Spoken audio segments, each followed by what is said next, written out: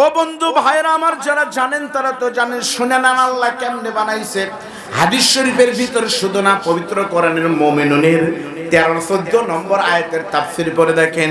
প্রথমে কিন্তু গেলাম মায়ের পেটের ভিতরে, ডিম্বাণুর ভিতরে বীর্য হিসাবে 40 দিন থাকার পরে আল্লাহ তাআলা সেই বীর্যকে কিন্তু আবার রক্তে পরিণত করলেন।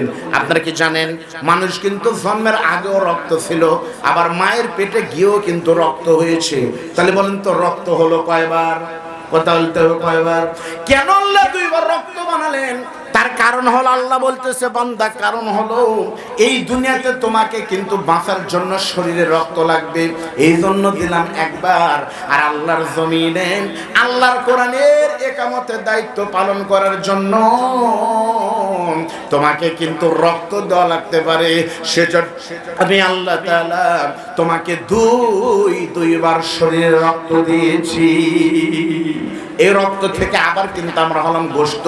গোশতের ভিতরে আল্লাহ কিন্তু দিলেন 206টা হাড়, 206টা হাড়ের ভিতরে দিলেন 360টা জয়েন্ট। তারপরে আবার কিন্তু গোশত দিলেন, তারপরে কিন্তু আবার চামড়া দিলেন। আপনাদের বলতে হবে পুরো প্রক্রিয়া তিনি সম্পন্ন করেছেন। আপনার আওয়াজ দিয়ে বলেন তো তিনি কে? বললাম সূরা মুমিনুন। এই সূরাটা আল্লাহর নবীর মাক্কি জীবনে, মক্কার ইনিংসে প্রথম জীবনে অবতীর্ণ হয়। তাফসীরের ভাষায় এই সূরাকে মাক্কি বলা হয়। জোরে বলেন কি বলা হয়? পবিত্র কোরআনের 114টা সূরার ভিতরে এই সূরার সিরিয়াল নম্বর 23 নম্বর। এই সূরার 12 নম্বর আয়াতে আল্লাহ পাক এভাবে বলছেন, ওয়ালাকাদ খালাকনাল ইনসানা মিন সুলালাতিন মিন তিন। আর অবশ্যই আমি মানুষকে মাটির নির্যাস দিয়ে তৈরি করেছি। এখানে আলেম ওলামা আছেন, লাম একটা তাকিদ, কদ একটা তাকিদ, দুটো তাকিদ আল্লাহ বলছেন। আর অবশ্যই আমি মানুষকে মাটির নির্যাস দিয়ে তৈরি করেছি। সুম্মা জাআলনাহু নুতফাতান ফি করারিন মাকিন। অতঃপর আমি তাকে শুক্রবিন্দু রূপে স্থাপন করেছি একটি সুরক্ষিত দুর্গে।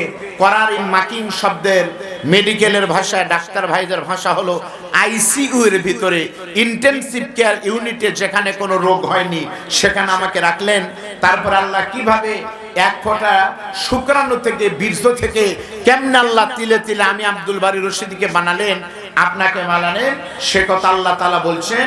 প্রথম কথা হলো আমরা আলোচনা করব, আল্লাহ বলতেছে আমি মানুষকে মাটির নির্যাস দিয়ে তৈরি করেছি। আপনাদের সকলকে বলতে হবে আমাদেরকে আল্লাহ কি দিয়ে বানাইছে?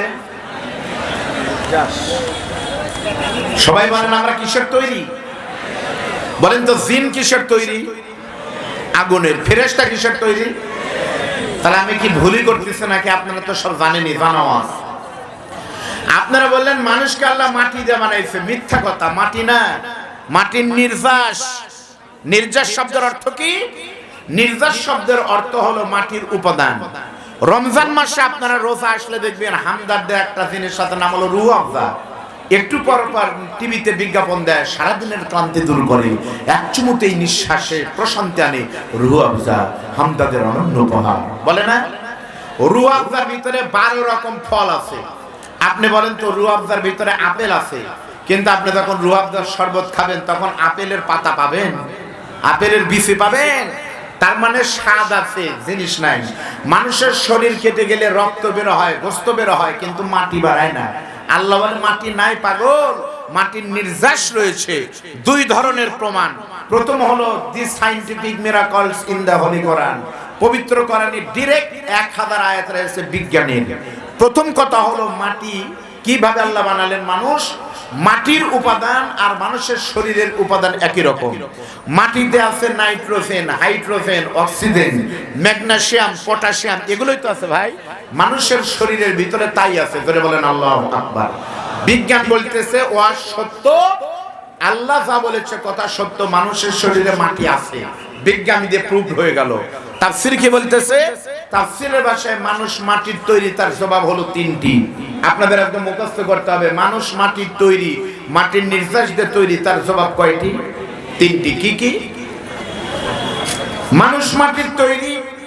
প্রথম নম্বর ব্যাখ্যা হলো, আপনারা খেয়াল করেন, খুব সাধারণ কথা, আমি কিছু কথা বলে বিদায় নিব। প্রথম জবাব হলো আমাদের সকলের আদি পিতা, পৃথিবীর প্রথম সৃষ্টি, প্রথম মানুষ আবুল বাশার আদমকে বলেন তো আল্লাহ কি দিয়ে বানাইছে? জোরে কোন? তাহলে আমাদের বাপ কিন্তু তৈরি হয়েছে মাটি দিয়ে, ঠিক না? মাটির আদমকে প্রথম সৃষ্টি করিয়া ঘোষণা দিলে তুমি শ্রেষ্ঠ বলিয়া। তাহলে আমাদের বাপ নিজেই কিন্তু মাটি দিয়ে আল্লাহ বানাইছে। প্রথম ব্যাখ্যা হলো যেহেতু আমাদের বাপ নিজেই মাটির তৈরি, সেজন্য কিয়ামত পর্যন্ত দুনিয়াতে যত আদম সন্তানের জন্ম হবে, বাবা মাটি হওয়ার কারণে ছেলেরা সন্তানেরা অটোমেটিক মাটি হবে। প্রথম জবাব হলো আমার বাপ মাটি, আমিও মাটি। এটাই হলো কথা, ব্যাখ্যা। আমাদের বাংলাদেশে কেউ কেউ বলে মানুষ বানর থেকে এসেছে। আপনারা কি একমত? আপনারা একমত না, কিন্তু আমি একমত। আমার হিসাবে তারাই ঠিক আছে। কেমনে? আগে চোখ বড় বড় করে নাগে তাকান। মানুষ বানর থেকে এসেছে এটা বলেছে মিস্টার ডারউইন।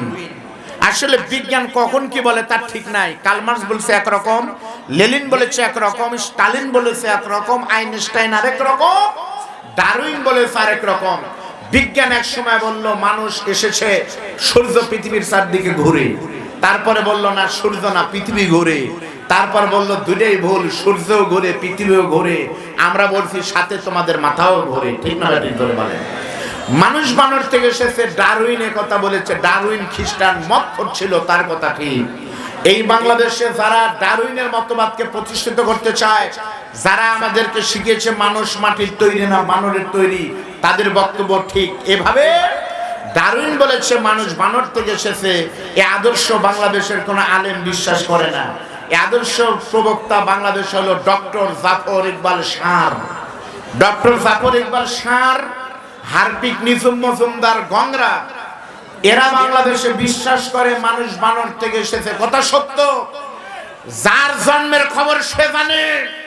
মানুষ যারা তারা মনে করে আমি মানুষের বীজ দিয়ে আল্লাহ পয়দা করেছে, আর যারা নিশ্চিত আমার শরীরে বানরের বীজ, তারা বানর হলে আমাদের কোনো আপত্তি নাই। তাহলে বলেন আল্লাহ মানুষকে মাটি দিয়ে বানাইছে, তার জবাব মোট কয়টি? প্রথম হলো আমার বাপও যা, আমিও তা। মিলে গেছে তো? দ্বিতীয় নম্বর তাফসীর ইবনে কাসির বের করে দেখেন, এইভাবেই লেখা আছে।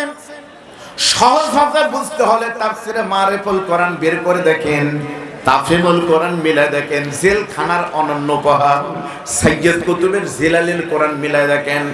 মানুষ মাটির তৈরি। তার দ্বিতীয় নম্বর ব্যাখ্যা হলো আমি আব্দুল বারী রশিদি প্রথম যখন মায়ের পেটে এসেছি, আমি কিন্তু পদ্মা নদীতে ভেসে কিন্তু আসে নাই, অথবা বৃষ্টির পানির সাথে কিন্তু পড়ে নাই। নির্দিষ্ট একটা পন্থার মাধ্যমে কিন্তু আমাদের জন্ম হয়েছে। সেই পন্থা হলো আমার মা আর বাবার বৈধ বিয়ের মাধ্যমে, মিলনের মাধ্যমে। ঠিক না ঠিক বলেন? বাবা আনন্দে মাতিয়া সাগরে ভাসায়া সেই যে চলে যায় খবর লয় না, মাজন ধরিয়া উদরে কত কষ্ট করে, 10 মাস পরে পায় প্রসবের বেদনা, এমন দরদি ভাবে কেউ হবে না আমার মা। আমার মা আর বাবা মিলনের মাধ্যমে আমি আসলাম কেমনে? মাও বুঝতে পারেনি, বাবাও টের পাইনি। আমি ঢুকে গেছি বাবার শুক্রাণু হয়ে মায়ের ডিম্বাণুতে, কেউ কিন্তু টের পাইনি। তখন মা বুঝতে পেরেছে পরের মাসে যখন আমার মা অসুস্থ হওয়ার কথা ছিল কিন্তু হয়নি। মায়ের অসুস্থতা যখন হয়নি, মিন্স যখন হয়নি, মা বলতেছে আমার বাবাকে, ও স্বামী আমার সন্দেহ হচ্ছে, মনে হয় কিছু হয়েছে। স্বামী তখন বলতেছে ধুর কি কয়, এমন তো হওয়ার কথা না। এইবার স্ত্রী বলতেছে স্বামী গো আপনি কোন জায়গায়? বউ তখন বলতেছে কোন জায়গায়? স্বামী বলতেছে আমি এখন সিএনবি বাজার বেড়াতে আছি। বলতেছে আসার সময় আপনি একটা যন্ত্র কিনে নিয়ে আসবেন, ডাক্তারদের কাছে পাওয়া যায়, নাম হলো ইজি বেবি টেস্ট, সন্তান পরীক্ষা করার যন্ত্র। বিবির কথা মতো স্বামী বাড়ি থেকে আসার সময় বাজার থেকে একটা ইজি বেবি টেস্ট কিনে না যখন বাড়িতে এসেছে, নামাজ ফজরের যখন শুরু হয়ে গেছে, চিন্তাগ্রস্ত আমার মা আমার বোন তখন ঘুম থেকে উঠে ওই পেশাবটা একটা পাত্রের ভিতরে নিয়ে, ইজি বেবি টেস্ট পরীক্ষা করার যন্ত্র একটা ফিরে নিয়ে পেশাবের ভিতরে দিয়েছে। বিজ্ঞান প্রমাণ করেছে পেটে যদি সন্তান থাকে ভাইজান বুঝতে পারতেছে কথা। তখন ওই জায়গায় কিন্তু একটা সিগন্যাল বেজে উঠবে, সবুজ রং কিন্তু সম্ভবত ধারণ করে। তখন বোঝা যায় পেটের ভিতরে বাচ্চা আছে। বিবি যখন বুঝতে পারে ওই জায়গাটা সবুজ হয়ে গেছে, বিবি তখন এক দৌড়ে গিয়া স্বামীর বুকের উপরে মাথা দিয়ে বলে, স্বামী গো, এই যন্ত্র প্রমাণ করতেছে আমার পেটে বাচ্চা আছে। এখন থেকে 10 মাস পরে আল্লাহ যদি বাচ্চা রাখে আমি মা হব, আর আপনি সন্তানের বাবা হবেন। এই যে খেলা শুরু হয়ে গেল। প্রথম কিন্তু ঢুকেছিলাম এক ফোঁটা নাপাক বীর্য, ঠিক না ভাই? শুক্রাণু কিন্তু ঢুকলাম। আচ্ছা বলেন তো, প্রত্যেকটা প্রাণীর শুক্রাণু যেটা, এই বীজ উৎপন্ন হয় কিন্তু রক্ত থেকে, রক্ত উৎপন্ন হয় খাদ্য থেকে। আর পৃথিবীর প্রত্যেকটি খাদ্য উৎপন্ন হয়, বুঝে থাকলে বলেন কোথায় থেকে? জোরে বলেন। তাহলে বীজ আসলো মাটির রক্ত থেকে, রক্ত আসে খাদ্য থেকে, আর খাদ্য উৎপন্ন হয় সব খাবার। শুধু বিড়ি আর সিগারেট মাটি ছাড়াই হয়, তাই না? তাহলে মানুষ মাটির তৈরি গেল দুইটি, বলেন কয়টি? 3 নম্বর জবাব, মানুষ মাটির তৈরি। খুব খেয়াল করে শোনেন, আমি কিন্তু তাফসিরের ভিতর থেকে বলতেছি, আমি ভয়ে আছি এত বড় বড় আলেমের সামনে কি বলতে আবার কি ভুল হয়ে যায়। 3 নম্বর ব্যাখ্যা এভাবে এসেছে, আমার আল্লাহ বলেন, বান্দা দেখো রে, যখন কোন স্বামী স্ত্রী মিলনের মাধ্যমে যেন শুক্রাণু মায়ের ডিম্বাণুর ভিতর ঢুকে যায়, যেমন আমার এই গ্রামে জন্ম আমার প্রিয় দিনী ভাই আব্দুল বাসেদ খান ভাই, অথবা আমার বড় ভাই ইদাতুর রহমান, আল্লাহ তখন ডাকতে বলতেছে, রে ফেরেশতা শুনে নাও, পাবনা সাতিয়া উপজেলায় একটা মায়ের গর্ভের ভিতরে একটা সন্তান ঢুকেছে। ওই সন্তানের নাম দুনিয়াতে হবে আতাউর রহমান। ওই সন্তানটা দুনিয়াতে 100 বছর বাঁচবে। 100 বছর পর এই ছেলে যখন মারা যাবে, তার গ্রামের বাড়ি, তার গ্রামের কবরস্থানে দক্ষিণ পাশে এই জায়গায় তাকে দাফন করে দেওয়া হবে। আল্লাহ কিন্তু নিচে কবরের জায়গা ওখানে দেখায় দেয়। তখন আমার আল্লাহর দুজন ফেরেশতা ওখানে এসে সরজমিনে, ভাই যেখানে কবর হবে আপনার কবরের জায়গা থেকে 1 চিমটি একটু মাটি তুলে নিয়ে গিয়ে আপনার মায়ের ডিম্বাণুর ভিতরে, হাদিসে এভাবেই আছে, ওই মাটির উপাদান মায়ের ডিম্বাণুর ভিতর ঢুকায় দেয়। এখান থেকে নবী বলেন, আমার উম্মতরা তোমরা শোনো, আল্লাহ যাকে যেখানকার মাটি দিয়ে তৈরি করেছে ওই জায়গায় তারা দুনিয়ায় কবর হবে। এটাই সত্য, যাকে আল্লাহ যেখানকার মাটি দিয়ে বানাইছে ওই জায়গায় তার কবর হবে। প্রমাণ কি? বাড়ি হলো পাবনা, মারা গেছে সৌদি আরবে, কি কবর হয়েছে সৌদি আরবে। কারণ কি? ওখানকার মাটি দিয়ে তাকে বানানো হয়েছে। ইচ্ছা করলে আপনার কবর আপনি এক জায়গায় দেখায় দিয়ে পারবেন না। তার প্রমাণ হলো চোখে দেখা। এতদিন আমরা ইশারা নাম বলেছি কোরআনের পাখি, কিন্তু আজকে বলতে আর কোনো বাধা নাই। আজকে বলার সুযোগ এসেছে, আজকে বলার সুযোগ দিয়েছে আল্লাহ। কোরআনের পাখি রাইসুল মুফাসসিরিন আল্লামা দেলোয়ার হোসেন সাইদি, যার বক্তব্য দিয়ে আমি এখানে সময় পার করার কোনো দরকার নাই। তবে এইটুকু বলছি, আমরা কোরআনের মাহফিলে যাচ্ছি, বাংলাদেশে প্রত্যেকটা বক্তারই দল আছে, কওমি হোক, আলিয়া হোক, চরমনাই হোক, ফুরফুরা হোক, দেওয়ানবাগি হোক, জোনপুরি হোক, জামাত ইসলাম হোক, হেফাজত ইসলাম হোক, আল্লাহর কসম 99% বক্তা কোন না কোন ভাবে কোরআনের পাখিকে অনুসরণ করে। সেই পাখি বলে গেল, খুলনা দারুল কোরআন সিদ্দিকা কামিল মাদ্রাসা আমি গিয়েছি, এখানেই আমি ঘুমাবো, আমার মাদ্রাসার ছাত্ররা কোরআন পড়বে, আমার মসজিদে তারাবি হবে, আমি কবর থেকে শুনবো। কিন্তু আল্লাহ তার দোয়া এটা কবুল করলেন না। এই কারণে আল্লাহ বললেন, কোরআনের পাখি শাহাদাতের মরণ এটা আমি বাজেট করে দিচ্ছি, কিন্তু ওখানে কবর হবে না। কারণ তোমাকে আমি পিরোজপুরের মাটিতে বানিয়েছি, কবরও পিরোজপুরের মাটিতে হবে। এখান থেকে প্রমাণিত আবারও হলো, সত্যি মানুষ কবর থেকে মাটি থেকে এসেছে, এরা আমরা প্রমাণ পাইলাম। জোরে বলেন কথা ঠিক না? তাহলে বলেন তো, মানুষ কয় প্রকার? মানুষ মাটি থেকে এসেছে, তার ব্যাখ্যা কয়টি? এইবার আমি আপনাদের সামনে ছোট্ট একটা পয়েন্ট আলোচনা করে আমার অন্য জায়গায় চলে যাব। আপনারা বলেন তো ভাই, এখানে আসার আগে আমরা কিন্তু একটা জগতে ছিলাম, সেই জগতের নাম হলো রুহের জগৎ, ঠিক না? আলমে আরওয়া। ওই আলমে আরওয়ায় আমার আল্লাহ আমাকে জিজ্ঞেস করেছিল, আলাস্তু বিরব্বিকুম, আমি কি তোমাদের প্রভু না? আমরা কিন্তু তখন বলেছিলাম বালা, জুমার সিগা, সত্যি আল্লাহ তুমি আমাদের রব। আপনারা কি বলেন না আল্লাহ আমার রব? এখন আমার প্রশ্ন হলো, আল্লাহ কেন সেখানে বলেছিলেন এই সমাবেশে আমি কি তোমাদের রব নই? কেন আল্লাহ বললেন না যে আমি কি তোমাদের ইলাহ না, আমি কি তোমাদের আল্লাহ না? তা না বলে আল্লাহ কেন বললেন আমি কি তোমাদের রব নই? আপনাদের বলতে হবে, এই দিক তাকান ভাই, আপনারা বলেন তো, আল্লাহ বলেন আমি কি তোমাদের রব নই। এখন আমার প্রশ্ন আপনাদের কাছে, বলেন তো রব মানে, আপনাদের বলতে হবে রব মানে কি? জোরে বলেন। রব মানে যদি আল্লাহ হয়, এবার বলেন তো আল্লাহ শব্দের আল্লাহ মানে কি? রব। তাহলে কি হলো? আসলে আল্লাহ আর রব কিন্তু একজনই, কিন্তু অর্থের ভিতরে কিন্তু বেশ কম আছে না নাই বলেন? রবের ব্যাখ্যা কি? আমার চোখের দিকে তাকান, আমি বলি দেখেন। সত্যি বলতেছে, কোন মানুষ যদি রবের পরিচয় জানতে পারে বন্ধু, ওই মানুষটা ফজরের নামাজের সময় কিন্তু বাড়িতে ঘুমাতে পারবে না। কোন মানুষ যদি রবের পরিচয় ঠিক মতো জানতে পারে, আল্লাহর জমিনে আল্লাহর আইনের আন্দোলন না করে থাকতে পারবে না। এখন ব্যাখ্যা হলো রব কাকে বলে, শোনেন আমার দিকে। তাফসীরের ভিতরে আছে রবের ব্যাখ্যা হলো তারবিয়াতু শাই ইলা কামালিহি শাইয়ান ফাশাইয়া, অর্থ হলো নাই থেকে, জিরো থেকে যিনি তিলে তিলে পরিপূর্ণতা দান করেন, তিনি আমার রব। নাই থেকে, বলেন কি থেকে? প্রথমে আমরা কি ছিলাম? প্রথমে নাই, সেখান থেকে আমরা হলাম বীর্য, তার আগে ছিলাম কিন্তু আমরা কি? রক্ত, তার আগে কিন্তু ছিলাম আমরা ভাত খাদ্য, তার আগে কিন্তু ছিলাম আমরা মাটি। এই মাটি থেকে, নাই থেকে তিলে তিলে পরিপূর্ণতা দিয়ে যিনি পূর্ণাঙ্গ করেছেন, আপনাদের সকলের বলতে হবে তিনি হলেন আমাদের রব। এখন আমি আপনাদের বলবো রব কাকে বলে। ও বন্ধু ভাইরা আমার, যারা জানেন তারা তো জানেন। শুনে না আল্লাহ কেমনে বানাইছে। হাদিস শরীফের ভিতর শুধু না, পবিত্র কোরআনের মুমিনুনের 13-14 নম্বর আয়াতের তাফসীর পড়ে দেখেন। প্রথমে কিন্তু গেলাম মায়ের পেটের ভিতরে, ডিম্বাণুর ভিতরে বীর্য হিসাবে 40 দিন থাকার পরে আল্লাহ তাআলা সেই বীর্যকে কিন্তু আবার রক্তে পরিণত করলেন। আপনারা কি জানেন? মানুষ কিন্তু জন্মের আগেও রক্ত ছিল, আবার মায়ের পেটে গিয়েও কিন্তু রক্ত হয়েছে।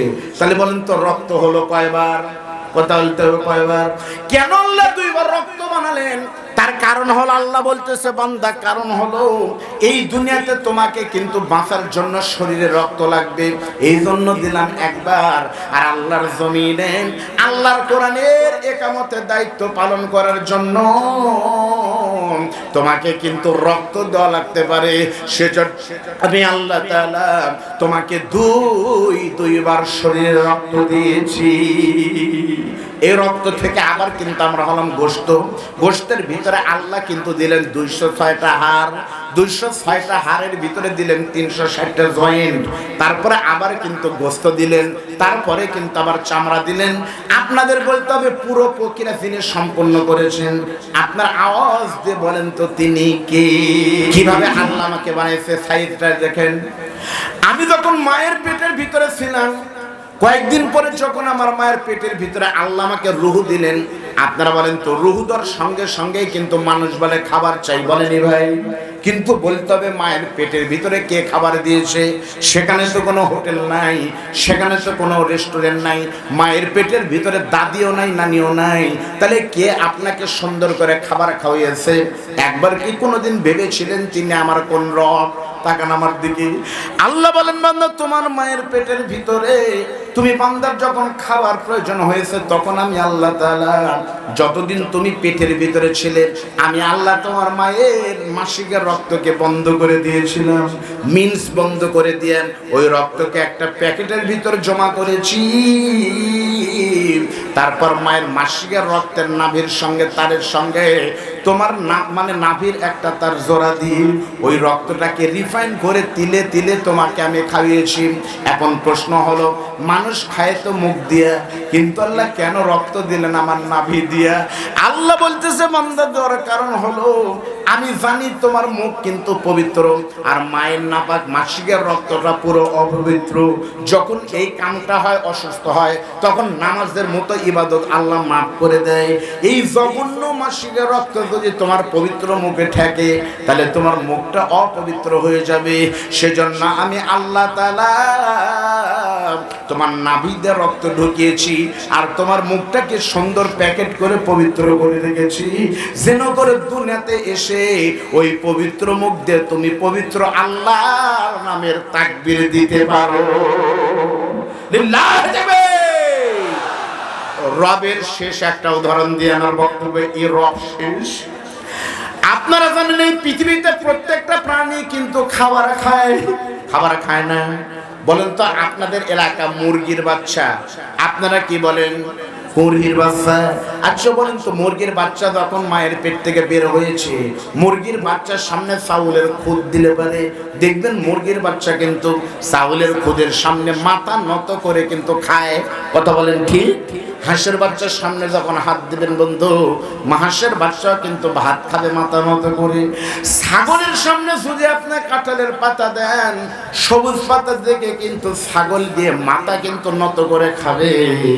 এমনকি আপনাদের এলাকায় যদি কখনো হাতি আসে, ওই হাতির সামনে কচি কচি দুটা আপনি কলার গাছ দিয়ে দিবেন, দেখবেন হাতি কিন্তু তার সুর নত করে কিন্তু খাবার খাবে। তার মানে পৃথিবীর প্রত্যেকটা প্রাণী যখন খাবার খাবে, শর্ত হলো মাথা নত করতে হবে রিজিকের সামনে। আর আমি আপনি বান্দা যখন খাবার খাই, পানির প্রয়োজন হলে পানির বোতলের সামনে কিন্তু আমার কপাল যায় না, হাতের মাধ্যমে কিন্তু মুখে আল্লাহ পানি দেয়। আর আমার মাথা কিন্তু আকাশের দিকে থাকে। আল্লাহ বলেন, বান্দা শোনো, পৃথিবীর প্রত্যেকটা প্রাণীর মাথা নত হবে রিজিকের সামনে,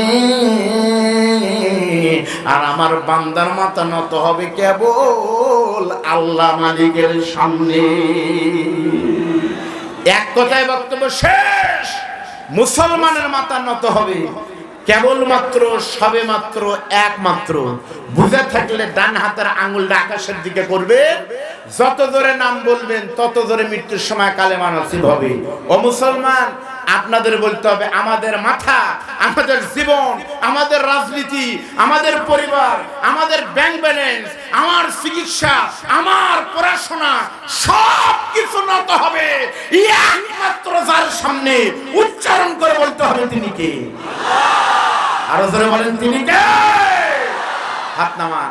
খালি মসজিদে গিয়ে 5 ওয়াক্ত নামাজ পড়লে হবে না, আপনার ব্যাংকের কাছে নত হতে হবে আল্লাহর কাছে।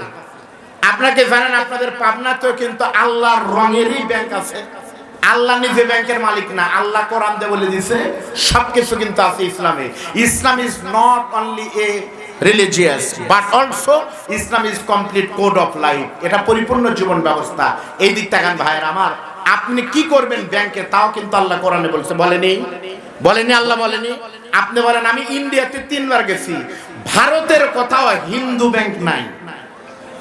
আপনার ইহুদিদের দেশে ইসরায়েলে মানে ইহুদি ব্যাংক নাই, মায়ানমারে বৌদ্ধ ব্যাংক নাই, আমেরিকাতে খ্রিস্টান ব্যাংক নাই।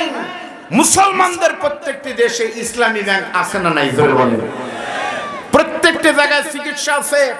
বাংলাদেশের চিকিৎসা আছে ইসলামী কায়দায়। আলহামদুলিল্লাহ, আপনার জন্ম থেকে মৃত্যু পর্যন্ত, রান্নাঘর থেকে পার্লামেন্ট পর্যন্ত, কোথায় কিভাবে কি করবেন সব কিছু আল্লাহ বলে দিয়েছে। ইসলাম যদি ক্ষমতায় আসে আপনার সব ইসলামের হবে, ইসলামের বাহিরে কিছুই থাকবে না। আল্লাহ কবুল করুন, সকলে বলেন আল্লাহুম্মা আমিন। কি নাই ইসলামে? এমন কেমনে আতর দিবেন? আতর বুঝেন? আতর বুঝেন না? আতর দোয়া কিন্তু ইসলামে আছে। আপনি দেখেন কি সুন্দর ধর্ম। আল্লাহ নবী শিখেছে আতর কেমনে দিতে হয়। আমি যদি এখন আতর দেই, অনেক লোক কিন্তু ঈদের দিন আতর দেয় এইভাবে, দেখেন সাদা জামা ভাই, আতরের বোতল নিয়ে এইভাবে মারে, এইভাবে বুকের উপরে 3 বছর পর্যন্ত দেখা যায় করার চিহ্ন দিয়ে যাচ্ছে মালে বাবা। এইভাবে নিয়ম না, আতর দিতে হবে হাতে। আল্লাহ নবী বলেছে 2 জায়গায় আতর দাও। কোথায় আতর ভাই? হাত দেখুন। আতর নাই এমনি, আপনাকে আতর দিতে হবে এভাবে হাতে, এখানে হাতের তালুতে নবী আতর দিতেন। তার সিগনিফিকেন্স কি? এর সিগনিফিকেন্স হলো 2টা। 1 নম্বর সিগনিফিকেন্স হলো হাতে আতর দিয়ে আপনার সাদা কাপড়ে ডলে দিবেন, দেখবেন দাগ ভরবে না। সুবহানাল্লাহ বলেন। আর 2 নম্বর আল্লাহ নবী হাতে আতর নিয়ে ওই হাত দিয়ে এই দেখেন, হাতে আতর নিয়ে এভাবে যদি আপনি ডলে দেন, আপনার কিন্তু বাবা সিদে সাদা কাপড় তাহলে বোঝা যাবে হচ্ছে কিনা। আপনি দেখেন দাগ ভরবে না। 2 নম্বর তাকান, আতর এইভাবে করে আল্লাহর নবী হাতে নিয়ে তারপরে মানুষের সাথে হাত মিলাতেন, যতজন নবীর সাথে হাত মিলাতেন তারপর নাকি দিয়ে দেখতো হাত দিয়ে সুগন্ধি বের হচ্ছে। জোরে বলেন আল্লাহু আকবার। আর আল্লাহর নবী বলেছে তোমরা আতর দাও। নবী টুপি খেলে আল্লাহর নবী এখানে শীতের উপরে আতর ঢেলে দিতেন, টপ টপ করে নবীর মাথায় দিক দিয়ে আতর পড়তো। কেন? নবীর এখানে আতর লাগার কারণে বিশ্ব নবী যেখানে সেজদা দিতেন ওই সেজদার জায়গায় পরবর্তীতে কেউ মাথা টেকালে বুঝতে পারতো এই জায়গায় সেজদা দিয়েছে মুহাম্মদুর রাসূলুল্লাহ সাল্লাল্লাহু আলাইহি ওয়াসাল্লাম। সম্মানিত, আপনাদের বলতে হবে তাহলে তিনি আমাদের রব, যিনি আমাদের সবকিছু না চাইতে দেয়। এবার বলেন তো, রবের ইবাদতের পরে দ্বিতীয় নম্বর সেবা যত্ন করতে হবে। কোরআন অনুযায়ী বলেন তো, ওয়াকাদা রাব্বুকা আল্লা তা'বুদু ইল্লা ইয়াহু ওয়া বিল ওয়ালিদাইনি ইহসানান। আপনারা বলেন তো আল্লাহর পরে কে? হয়নি। বুঝা বলেন আল্লাহর পরে কে? একজনের নাম বলেন তো আল্লাহর পরে মা না বাবা? আরো জোরে বলেন। সত্যি কিন্তু আল্লাহর পরে কিন্তু আপনার মা, মায়ের পরে কিন্তু আপনার বাবা। এই তিনটা ঠিক থাকলে, আর ঠিক না থাকলেও কিন্তু হবে। আল্লাহ আছে যেখানে, রাসূল আছে সেখানে, তারপরেই কিন্তু আপনার মা এবং বাবার সেবা করতে হবে। সত্যি বলতেছি বন্ধু, মা বাবা এমন একজন পীর গো। আমি আব্দুল বারী রশিদি ছোট বক্তা না, মুফতি আমির হামজা আমার কলিজার টুকরা ছোট ভাই এসে যদি আপনি বাড়িতে নিয়ে গিয়ে দেশি বিদেশি মাগুর মাছ ভুনা করে খাওয়ান, আমির হামজা যদি আপনার জন্য দোয়া করে, সেই দোয়া কবুল হতেও পারে, নাও পারে, কোনো গ্যারান্টি নাই। সত্যি করে বলতেছে, আপনার মা যদি কখনো আপনার জন্য দোয়া করে, সারা পৃথিবীর সমস্ত পীর বলবে তুমি জাহান্নামী, আর আপনার মা যদি একদিন বলে তুমি জান্নাতি, সত্যি আপনি কিন্তু জান্নাতি। মায়ের দোয়া কবুল হয়। আমার দিকে তাকান, আমি একেবারে অভিনয় করে বাস্তব দেখাচ্ছি। মায়ের দোয়া যে কবুল হয়। অনেকে ফতোয়া দেয় হুজুর মায়ের সাথে দুর্ব্যবহার কি করা যাবে না। অনেকের মা হয়তো কটু কথা বলেছে, মায়ের সাথে আপনি খারাপ কথা কোনোদিন বলতে পারবেন না। আবু হুরায়রা জীবনী থেকে তার বাস্তব প্রমাণ হাদিস আপনারা জানেন। এখন আমি আপনাদের সামনে বলবো মা কাকে বলে। এই দিকে তাকান। পরীক্ষা করার জন্য আমি গুনাহগারের আলোচনা যখন শেষ হবে, আমার ভাই হামজার আলোচনা শেষ হবে, তখন মাগরিব পড়বেন। যাওয়ার সময় পাবনা সাথিয়ে থেকে অথবা সিএনবি বাজার থেকে একটা কমলা কিনে নিয়ে যাবেন মাত্র 10 টাকা দিয়ে। 10 টাকা দিয়ে একটা কমলা কিনে নিয়ে বাড়িতে গিয়ে দেখবেন ঋষি রজনী রাতের বেলা আপনার দক্ষিণে মা এশার নামাজ পড়ে ঘুমায় গেছে। আপনি বউ বাচ্চার কাছে না গিয়ে মা বিধবা মায়ের ঘরে ঢুকবেন, দেখবেন আপনার দক্ষিণে মা তসবিহ ঠেলতেছে আর জিকির করতেছে, দোয়া করতেছে। আপনি আস্তে করে মশারি তোলেন, মায়ের কম্বলের কাছে গিয়ে বলবেন মামুনি। বুড়া মা তখন বলবে বাবা তুমি আমার কাছে কি চাও। আপনি পকেট থেকে ছোট্ট একটা কমলা বের করে ছুলে নিয়ে মাকে বলবেন মারে মা, ছোট ভাই কত কমলা তুমি খাওয়াইছো, আমি কিনে নিয়ে আসলে আমার বাচ্চা খায়, আমার বউ তোমার ছেলের বউ তোমাকে ঠিক মতো দেয় না, সেজন্য তোমার জন্য একটা কমলা এনেছি। ওই কমলাটা আপনি মায়ের সামনে খুলবেন, কমলা খুললেই কিন্তু গন্ধ বের হবে। আপনি তাকিয়ে দেখবেন কমলা যখন চলতেছেন আপনার দক্ষিণে মায়ের চোখ দিয়ে টপ টপ করে কিন্তু পানি পড়তেছে। আপনি একটা কমলার কোয়া নিয়ে আপনার মায়ের মুখে দিয়ে শুধু বলবেন মারে মা আজকে তুমি খাবে আর আমি দেখবো। এভাবে মায়ের মুখে যদি একটা কমলা তুলে দিতে পারেন, ওই মায়ের মুখে দাঁত নাই, দাঁতের সাথে দাঁত না থাকার কারণে ঠোঁটের সাথে ঠোঁট যখন চাপ মারবে, কমলার রস মার অন্তরে আসার অনেক আগেই আমার আল্লাহ তাআলা মায়ের দরবরকতে আপনার জীবনের সব গুণকে মাফ করে জান্নাতি করে দিবে।